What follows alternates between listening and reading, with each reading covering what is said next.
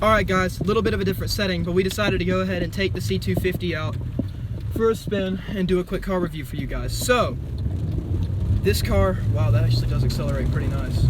This car was made in 2013. It's a Mercedes-Benz C250. It's got 205 horsepower, and the front rotors are actually drilled and slotted. I'm not sure if his mom knows that's an option, but she's got it and it's pretty nice. Basically, the car was made to be an entry-level, you know, luxury sports sedan, and that kind of theme carries out through most of the interior. I mean, you've got leather seats, heated and cooled. You know, the power steering is very nice. There's actually body roll in the car when we corner like we are now. It's a little unsettling, but that's what you get for like a 3,800-pound car, so it's really nothing to worry about. It's got rain-sensing windshield wipers. And it's actually overall a pretty well-spec car, especially for the $30,000 price mark. And these have come way down in value. You can pick one up, you know, for between $15,000 to $20,000. Yeah. It's got 3-person memory over there, if you can see, on the door. And the memory also holds the radio station, the volume that the radio station was set at, stuff like that. You could definitely feel the drilled rotors up front, as like with the stopping power. That was actually, you know, a lot better than just your run-of-the-mill car. When this car came out, it was made to compete with the BMW 328i, as that was, hey, it's Taylor. You see, it's sister, my darling sister. Not really mine, but his. So that's one thing I really miss about Augusta, guys. I don't know if y'all ever lived in a nice city, but now that we live in Pike County, or at least I live in Pike County, the amount of lifted trucks is just kind of insane, and I really wish it wasn't here. But one thing I hate about driving behind a lifted truck is water that all sprays the water up. that gets sprayed up. My sister's calling. His sister's calling. She must have wondered why we're stealing the Mercedes. We're driving. Why So, not? crazy fact about the car is that the speedometer, you know how most speedometers have like a needle that moves? This one, it's just a little section that actually slides along the track on the outside of the speedometer. You're talking crazy loud. We're just doing a loop around Hutchison. And if y'all actually want a good place to wow, they are in the middle of the goddamn road. Okay. Why? A good place to eat if you're in the Pike County, Griffin, you know, Noonan area is Barnstormer's Grill. It's a great place. They have a really good patty melt. Not gonna name names, but we're passing this person's house, and she's not the sharpest knife in the drawer, nor the brightest bulb in the Christmas tree. And whose truck is that in her driveway? Probably a boy's. Y'all guys have seen Fast Times at Ridgemont High. It's more like, well, Loose Times at what's-her-name's house. Anyways, so the car handles exceptionally well for being, you know, the weight that it is, especially at wet weather. You know, we're not really having any problems. The rear-wheel drive is definitely a help. This car in particular is turbocharged from the factory. It comes with, it's a little 4-banger with bi-turbos. That's kind of nifty. You definitely feel those kick in. With it being a bi-turbo setup, there's not as much turbo lag. But I mean, it's noticeable when it actually starts producing boost. Nice, that'd be really cool if it came with a boost gauge. That would be nice. It is an option. Probably. What something I'd like to see them improve on the car is, and this is trivial things, and this car I don't really have any complaints about, but no car is perfect. So something I kind of dislike is that when we were looking for the hood release, it's all the way up under the dash, which seems normal. But it's flush with the dash, and it's bright red, but you can't see it unless you duck your head under, and unless you know exactly where to put your fingers, because the lever's only this big. Especially if you're probably as tall as he is. Exactly, I had to really bend down, and it was, you know, not really right. We're cornering pretty hard right now, and that's, the thing handles, I mean, it's exceptional. It's a performance car. And the best part is, it's a Mercedes, so the reliability is on par, you know, just below Toyota and Honda.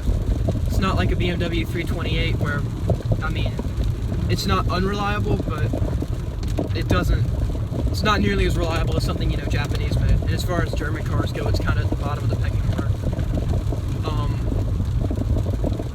I don't really have anything else, you know, I can't say enough good things about this car. It's been a pleasure getting to ride in. His mother doesn't trust me to drive it, but it's beyond nice. It's got aluminum sport pedals too, with rubber nubs to enhance grip. What's something you'd like to see them improve on with the car? You know, there's not much I can honestly say, because in overall, it's a really good little car. It's fun to drive. The turbo lag is pretty much non-existent. You can, if you really want to get out of the way of something or get on the road fast, you can corner really well and accelerate from 0 to 60 in a short amount of time. I think it's like 5 seconds or something. It's very very good time for this car. And the one thing is the dash. It's a plastic vinyl the dash is something I wish they would change. If we could get that for a $30,000 car, it's not going to be the leather that you'd expect. Which is, yeah.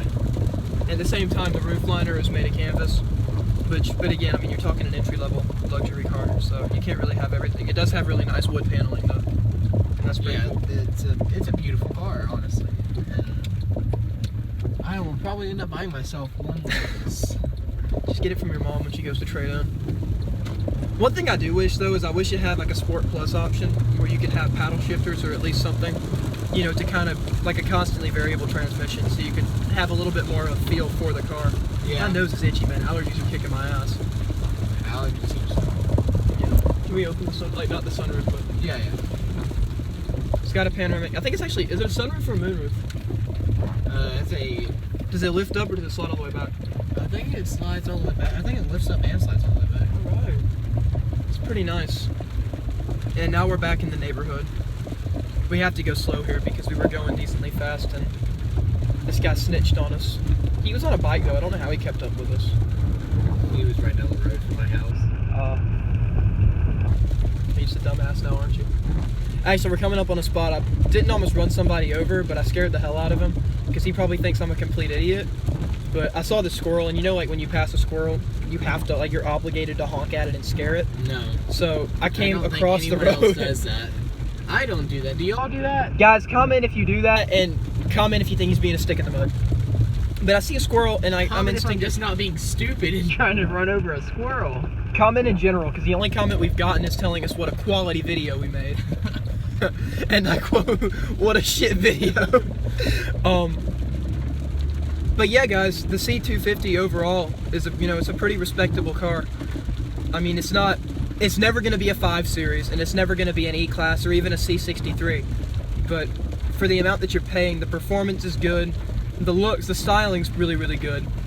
I like the stance of the car. It's an aggressive car, and it is. It's got 18-inch wheels wheels in the back is a much better thing in my opinion, especially for this type of car, the sport sedan. And if you could actually lower it, like on TNS Tech springs or something, just like a 2-inch lower, kind of sit the car.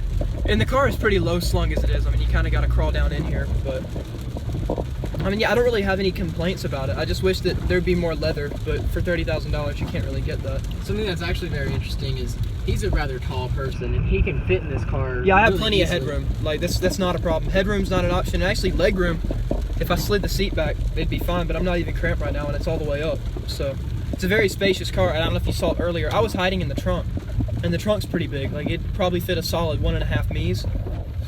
And I'm 6'1", 6'2", so a little bump there. But stay tuned, because later on the channel we're going to be reviewing a 2017 Toyota RAV4. So that'll be kind of cool. So hope you come back and join us again. And this has been a pleasure, getting to ride in his mom's Mercedes without her permission. So, woo!